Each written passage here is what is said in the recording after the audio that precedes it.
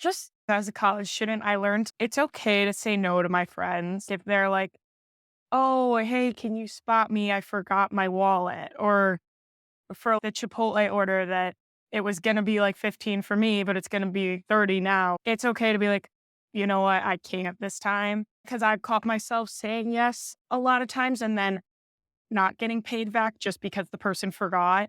And then I find myself in that awkward situation where it's 2 months later and I'm like, oh, where did that $60 go?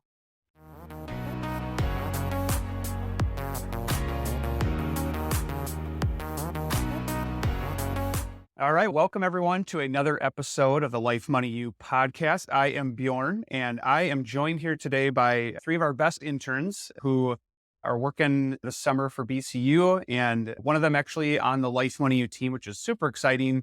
And Jack, Bella, Claire, welcome to the Life Money You podcast. Before we jump in to our topic today, I have a question for you guys. How do you know that you are now an adult?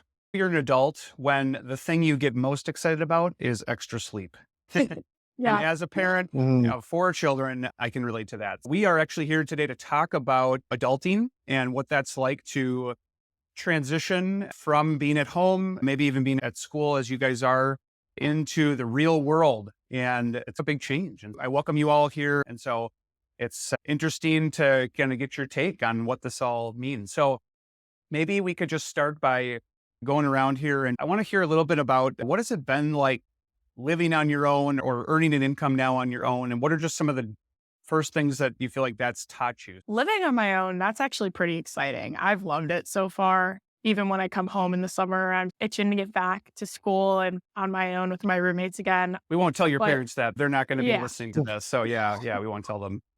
but money wise, I have definitely become more, I would say, stingy with my money. If I'm paying for people, I expect them to pay me back in a way because I'm saving every penny I can get as a broke college student right now. Interesting. I want to come back to that because I'm intrigued by that. But Claire, how about you? Yeah, going off quickly what Bella said, I can totally relate. And same with my friends at school being a broke college student. I would say it's definitely been an adjustment. I've gotten used to it now that I'm going to be a junior, but definitely going into my freshman year and also going to school not close to home. It was a big jump, and specifically getting out of the house and also managing my money. That's been the biggest thing for me, where when I was in high school and growing up in my house, it's just that's never really been thought of because it's, oh, my parents always guide me with that. And now it's, all right, you're living on your own. You got to start learning how to manage your own accounts. So that's been definitely an adjustment, but I feel like I've got under my belt, which has been great, and still learning as I go. And I would say definitely getting stingier with my money. Whereas before, sure, everyone can relate when we were like in high school and growing up, it's, oh, it's my parents' money. It's fine. If I'm paying for a friend, it's fine. But now that we're at school and it's our own money and it's our own income, it's, I want to get paid back for my friends who I'm covering for one time and stuff like that. So it's definitely more of just more thought into it about saving and how to apply my own money and what I want to use it for. Interesting. I'm hearing a theme here that I want to come back to. So I'm intrigued by what you guys are saying. Jack, how about you? Yeah, so to be honest, I really haven't lived by myself yet because I just graduated and I'm heading to college next year. Sometimes it feels like I'm living by myself in my house because all my family's doing so many things. I'm just like by myself. But I'm like nervous and excited for that. But I feel like I should be fine. And like dealing with money, I've always been pretty frugal my whole life. Like when I would get birthday cards, I would put in savings or had my dad do it because he's always been there for me to give me knowledge. But as time has come and like I've started like golfing with my friends, I pay. I want that money back before we start the round because I ain't losing the 30 to 40 bucks that we're spending because I'm spending like 150 to try and have all four of us go. I want that money back now, or like Venmo, Zelle. I want that money somehow. So yeah, it's always been pretty tough, but I've been figuring that out. Yeah. Yeah. Good to get it done before the round because you just never know what the round's going to be like. Yeah. And you don't want them to be pissed off after or not want to pay you back. Yeah. Great. So I heard a theme from all three of you that now that you've taken on more ownership, there's just a sense where every dollar matters and there's a frugalness, or you just expect people to cover their end of it. But just tell me more about that. Why do you think that is? I've definitely noticed when I'm at school and I'm using my own money now, I've grown an appreciation for the money that I would use in the past that did not happen to me mine before had a job, or when I would go get food with my friends or go on like little Target runs. It would just be my parents' money. And I'm very grateful for that. But now it's every penny counts. I have to deny offers to go to dinners, to go in Columbus. There's a shopping center by us that has, I think, every single store that I've ever been to in my life. And my friends like to go there a lot. So I have to say no a lot of times, especially when the semester is coming to an end and I know I need to get back home and start working.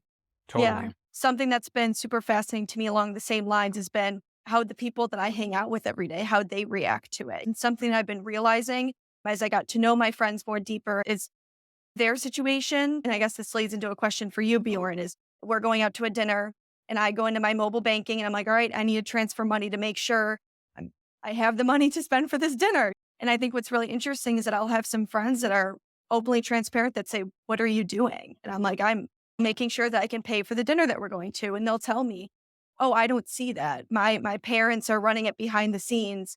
So what I find really interesting and where I was gonna my question to start is like, where's that fine line between like talking about that and trying to help out my friends because I care about them, and how to break that awkwardness without overstepping, but trying to have a conversation with my friends. Yeah, it's a tough balance, right? Because you may have grown up with parents who talked a lot Mhm. about that, hopefully modeled that well, and maybe were even more instructional. Jack, Bella, it sounds like all of you had some sense of that from your parents, which is so awesome. As you get out into the real world, you just begin to realize, wow, there's a lot of people that just do not grow up like that. And the model that they have is just spend or don't ever look at it, or it just is like freer than what I'm hearing you guys describe. And I think one thing that you can do to not be confrontational about it is you can just ask like good questions, like good open-ended questions. That's what we do in coaching in this program is we ask people, tell me more about why you do it your way, or how does that work for you? Or how are you able to know what you have to spend there when you have other things you need to pay for? Or what do you like about having your parents manage that for you versus yourself? Or just carefully crafted questions that draw them out rather than you come in as the expert, because that can turn people off too. And that's something I think you'll be learning the rest of your life, to be honest, on how to approach different people. And you have to get to know them first to know what level they're at. But I had the same thing in college.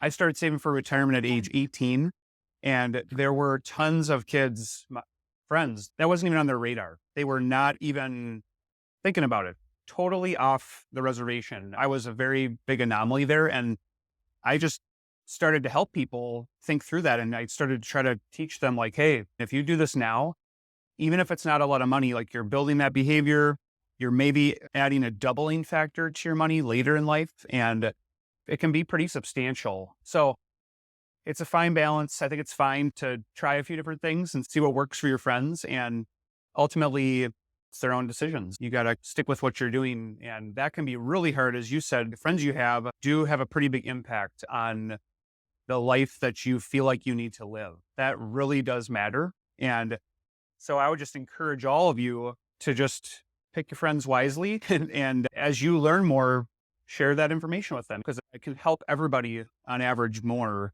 because you might have some good tips to share on how to watch your spending a little bit more. Like, kind of just like looking at my friends and seeing how like they spend money. Like when we go to Culver's or something like fast food, they get like the whole menu pretty much. And I don't know how they do it. Like I want to do that, but I need to save my money for college. I don't know how they're going to live in like the next year. They're just not thinking about it, but they want that food that day. I just don't know how they spend so much. And a couple of my buddies are like really frugal like me, and some of them just spend. And I try to tell them like, you got to save some money. And they're like, no, dude, I'm fine. I'll fix it later. And it's just, Yeah. you're going to be screwed. I will say, just being at school, I've noticed, especially now that I'm going to be a junior, everyone comes from like such different backgrounds. One of my best friends, she bought her first car in high school. And then I have another friend who, like you were saying, Claire, like she doesn't even know how to mobile bank. I don't even think she has access to her own account because her parents have done that for her entire life. And she still is not even using her own money. So there's just a very broad range of people when it comes to money that you will find, especially being at school. It was weird to see for me, just because we're all from different backgrounds. I feel like I fall pretty much in the middle of both of them. I don't know. That's what I got from that. Yeah. One thing that I think you'll also learn too, as you guys just interact with more people and go down this path, is some people will spend their money on things that sort of can look like they're big time spenders because the areas that you see them spending on the most, like Jack, if you golf and then have a Mhm. meal, it could be that's just what they really like to spend their money on. And it's possible that they don't spend on other things. And one thing that we teach a lot in the program is right sizing your budget. So putting more money toward the things that are more valuable to you. So if you looked at my budget, I spend a lot of money on golf. That's my one big thing that I like to do. But if you looked at other areas, you would probably be shocked at how little I spend for a family of six on some other things. So the key is that it's that whole pie, and we all come from our own experience, and that shapes how we look at how other people spend their money. But it can be hard because you might only see that one side of it, and it can almost feel like, oh man, look at those guys just dropping money like crazy on that. But maybe they don't own a car and they never will, or maybe there's just trade offs in life. And so I think that's why I really appreciate the message of putting more money toward the things that are more valuable to you so that as long as you operate within the pie, there's a lot of freedom that comes with that versus just cutting in every area, which is another strategy that works for some people. But depending on kind of your money personality too, you can lean one way or the other. I did want to ask another question here specifically about these summer jobs that you guys have. When you started earning money, and it can be now, it can be looking back a couple years if you've done this for a little while. What were just some things you learned about earning your own money? What were some of the surprises? What were some of the benefits? Yeah, I would say I think the first thing for me was figuring out, okay, when I'm receiving this income, am I going to be a saver or a spender or right in the middle? So I think when I'm working, I think I lean more towards being a saver. So currently, over the past 10 weeks, as I've been getting paid, I honestly have not been using a lot of it. I think because I have the mindset of there's always that instinct of, oh, like it's so exciting now I have money. Let's go get my nails done or something. But then I'm thinking to myself, I want to make sure that that I'm being cautious and saving. And then maybe every once in a while I'll treat myself to a little treat like ice cream or getting my nails done. But I would say it feels good to be earning money for sure. And then I think it also comes with like taking a step back, not going pedal to the metal, like I'm going to go spend it. I think my mindset is just managing how I'm going to utilize that money that I'm earning. Obviously, our program is a major part of BCU and our purpose, and BCU has great products and services to put money in, like savings accounts, checking accounts that have great interest rates right now. So that's awesome. You bank there, and anybody listening, feel free to, to check it out too. It's a great place to become a member. And if you subscribe to the Life When You program, you become eligible for membership at BCU. So you can do that. That's great. Anybody else have anything about a takeaway when you started earning money and what that was all like? So it's not really about me. It's more like my parents and how I like see them save. So they kind of just share their money. And I feel like my dad has to do a lot of saving to counteract my mom's spending, which I see a lot in my house, like just buying random stuff. Like some of it's for me and stuff, like my mom buying stuff. But like I feel like my dad saves a lot and he's kind of made me frugal and I've done the same. But my mom is spending a lot. It's just weird to see how like those two kind of just like balance each other out and like actually make it work. Yeah. You're going to find that too. Like in my marriage, my wife does most of the spending because she is doing grocery shopping, different shopping for our Mhm. girls. I would not be able to do the kind of work that she does to make that all happen. And yeah, if you looked at sort of our amount of money spent, it would potentially be more in her area. But I think I also know we have to spend money on things. There's just stuff Yeah. we got to get. Like you described, like your parents balance each other out, and you'll find that a lot. Like just friends balancing each other out, parents helping balance you out, a spouse maybe balancing you out someday. And that's a really great thing because if you're both frugal, that can work, but then you're probably not going to spend a whole lot of money on enjoying life. But if you're both spenders, obviously that can be the other side of it and can be hard to get enough saved for the future. So it is nice to have both skill sets or both tendencies to really help even it out and make sure that there's money going into both categories so that Mhm. you're preparing for the future and living in the now. I was just going to say, even from having this internship, I've learned a lot about savings. I'm also a member at BCU. So my money, it stays in my checking account. And I would say about three-fourths of my paycheck goes in my savings account while I'm working.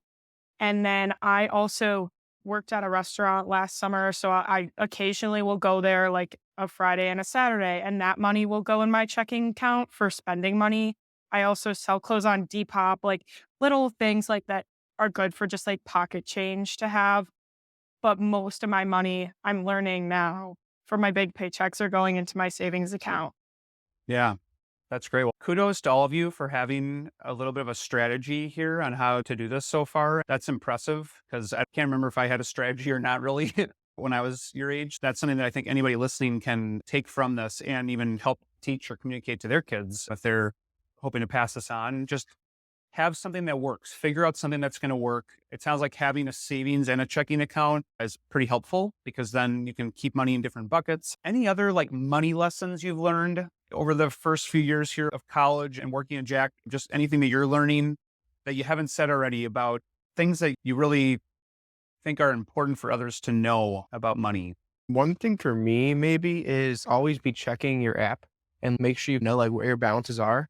Because I was at a lacrosse tournament, I think a couple years ago, and somehow I didn't get my debit card stolen, but someone had the information and was using it. And like then BCU told me, and then I went and I was like, where'd all this money go? And then I just because I wasn't looking at it, and I was like probably freshman year, sophomore year of high school, I just didn't know to check it every day and know your balances. And I got the money back, which was good, but it was just like scary that I lost that money and had a chance to lose it permanently. Yeah. When cash starts disappearing and it wasn't you that spent it, that's not a great Mhm. moment. Glad that you had some alerts on there. But yeah, it's a really good point that you got to keep track of it. And that's why we have so many people that go into digital banking. I think logins are just huge. I don't even want to tell you how many times I go in there every week, but it's a lot. It's like at least every day, if not multiple times a day. But it's so convenient, which makes it important. Just as a college student, I learned it's okay to say no to my friends if they're like, oh, hey, can you spot me? I forgot my wallet. Or for the Chipotle order that it was going to be like 15 for me, but it's going to be 30 now. It's okay to be like, you know what? I can't this time because I've caught myself saying yes a lot of times and then not getting paid back just because the person forgot. And then I find myself in that awkward situation where it's 2 months later and I'm like, oh, where did that $60 go? And it was because someone owed me so much that it added up to that number. So that is one thing I'm learning. Gotcha. Yeah, I would say piggyback off of that. Something that like my friends and I do. So if you are spotting a friend for something, it's almost like I have the comfort to tell myself, oh, it's fine. It's okay because I know she'll get me next time. It's what you said, Bjorn. Pick who your friends are because I feel like my friends, we're all very level headed when it comes to like keeping track. If this person paid for something, I'll pay for the next one. So just having that deal, and it could be something that's either talked about or just that comes naturally. For my situation, it wasn't even something that was talked about, but something that is said is if I'm paying for a friend, she'll just out of respect say to me, oh, I'll get it next time. But then you'll have some people that say that, but don't actually do that.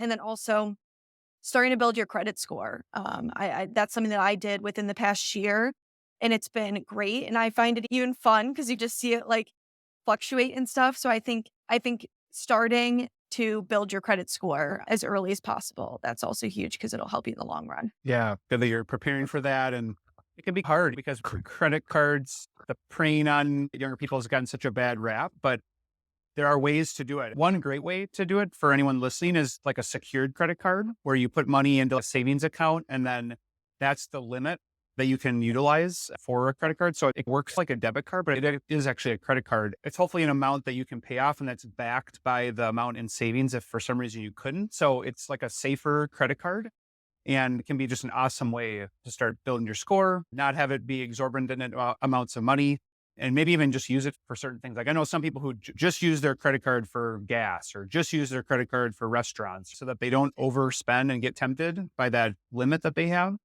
And then they make sure that they can pay it off every month. And that's like payment history and that utilization. Those are the biggest factors to just like ramping your score up more quickly. You jump into the working world and maybe you're looking at a house or a car or something. And if you need to have a loan to make that happen, most people do, it's going to save you money the higher your score is. So it's a great spot to be. So I'm just a little curious as you think about just being out in corporate America, being out in the working world, what are you thinking about it? I would say just this is very general, but just communicating. I would say that's been a huge thing. And like as working a corporate job, I feel like a grown up. So I think that's also a huge thing. But coming with that comes with putting the image of yourself that you want people to see, whatever that may be. And so that how important that is. And also just the people that you're working with, that's your team, just like how it is, and they're your friends. And so just having that built communication with especially with all things work stuff, but also aside from that, I think it's nice to have a comforting team where even at least one person in the office where you can be like, "Yep, I know I can go to them if I'm having a rough day or something." Totally. Going off Yep. that, I was going to say comfort too. Coming into BCU, our like first trading day, I was so scared. I was like, oh my gosh, I have to do everything perfectly, show up on the dot on time. But everybody's just been very gracious and very friendly. Even sitting at my cubicle, everybody asks me questions and wants to have conversation. Every person that I've asked a question to has been so nice and willing to answer my questions so that I understand better what I'm working on. And all in all, it's been a very good experience. I call it a real person job. Yeah, same thing as Bella pretty much. Everybody's been awesome. I feel like I've just been like learning so much. I feel like corporate job is way different than a fast food job. Like I feel like it goes by way shorter. You learn way more. And I feel like it's just better overall. Probably make more money too. I feel like this has been just an overall good job. I feel like everybody's just awesome. Yeah, I would totally agree. And so I think loving to learn is probably one of the hardest things to teach and going through mistakes, right? Like that's how you learn. You don't learn if it all goes well every time. You guys all have great parents who are all working in the real world. What has adulting made you think about your parents? I could say my parents are more on the spenders end. I find that my dad falls into like golf. He gets super interested in golf and then thinks he needs to buy so many different things that involve golf. So I've seen their saving side and I've seen their spending side. But as I'm adulting more, I'm like, how are you just getting that and that? That's one thing that I've seen. My mom is more of a spender and my dad is a big saver for sure. So just seeing how they interact and the fine line between, how do I say this? To find a happy medium. So even though sometimes it's like what you were saying earlier, Bjorn, it's nice to have one person who's a saver, one person who's a spender, because then you do butt heads, but in a good way, because you know how to find a happy medium that's good for both ends.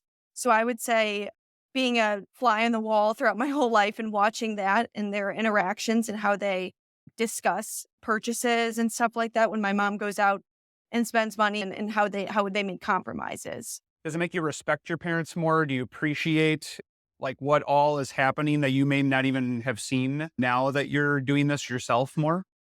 Yeah, I think I do because just seeing my dad, how much he actually like focuses on money and how much actual education he has on financial freedom and stuff. I feel like it's insane. I didn't realize that he actually had that much and that you actually have to have that much to like really save. And going off like the saving topic and more like just like the working topic, I do feel now how my dad would always come home after work and say he's really tired. I do feel that long day and just coming home and not wanting to do anything. I was always like, let's go play in the yard or do something. And now I realize that it's actually a long day's work. Amen to that. I have so much respect for them. Just thinking about how they were where I am right now terrifies me a little bit to just know that some part of me has to live up to where they are right now and figure out how to get where they are right now. I know that it's going to take a long time and there's going to be a lot of obstacles in the process, but I respect them for it. And they've been very good role models throughout all of it. I feel like they've shown me, even gotten me where I am today. Yeah. Totally. I would say piggybacking off of that, I've really grown an appreciation. I feel like all my life I've appreciated what they do for my family, but I feel like in this stage of my life, it's a different kind of appreciation. It's like when I was younger and I played hockey my whole life and both my brothers have hockey equipment. It's expensive.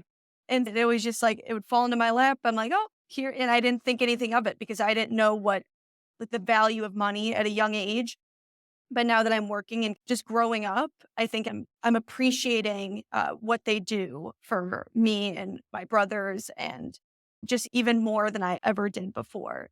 Going off that, I also noticed how much more my parents have put my siblings and I first over their own, even mental health. I feel like this may be a common thing, but in my house, like, even if my mom is like sick or she doesn't feel good, she's still waking up with us to go to school, or but she wakes up with me every morning when I go to work.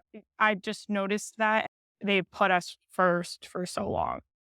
Yeah, here to that. I have felt the exact same way. And I would say that it only grows over your life. And I'm just a little further along than you guys are. And now I have young kids, and I didn't even really know what that was all like to manage all that, and just have absolutely massive respect for my parents. And almost like, how in the world do they keep such a good attitude?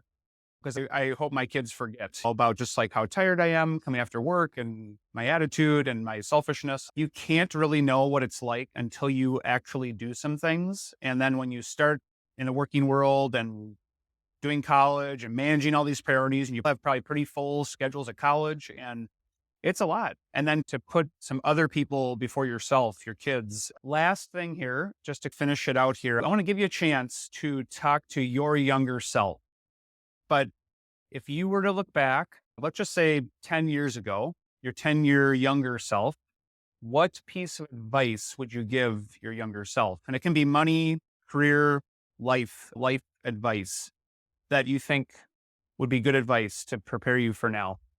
I would say probably just talk to more people because I feel like sometimes, especially when I was younger, I was more shy and I feel like I didn't really put myself out there and get as many friends as I should have. I have friends now, but I feel like I could have had like way more people that I like just know if I like put myself out there like a little more. That's great. I would say hopefully this works out, but save responsibly, but know that my money's not going away with me. Like, I'm making money for a reason, so I should use it on what I want to use it on. Yeah, I like that. So try to put some aside for the future, but don't forget to live like in the moment a little bit too, and appreciate Yeah. having some money to be able to live your life. I would say, and this might sound cheesy, but like appreciate uh what others do for you and provide for you. And this even goes without aside from family and friends and even strangers on the street. Just really appreciate the good in every day, and also just kill people with kindness, always be kind to all. You don't know people's situations. I would say that's been a huge thing. And what we've talked about is how, even when it comes to managing your money, you know that everybody has a different story. With that said, everybody has a different story at home, and not everyone knows that. So I would say be kind to all. And then regarding your money, the easy answer, I guess, would be to save. And also, aside from that, just try to learn as much as possible. I would say if you are someone where you need to do research to actually learn about how to find financial freedom, get started on that as early as you can so you can set yourself up well. Awesome. Great advice to your younger selves. Hopefully they're listening and can hear that. But that is a wrap on another episode of the Life Money You podcast, where we talk about life. We also incorporate money, and it's all focused on you. Hopefully that has been helpful. I want to just say thanks to all of you for being transparent, sharing stories, sharing your learnings. Thanks, guys. Have a great rest of your day.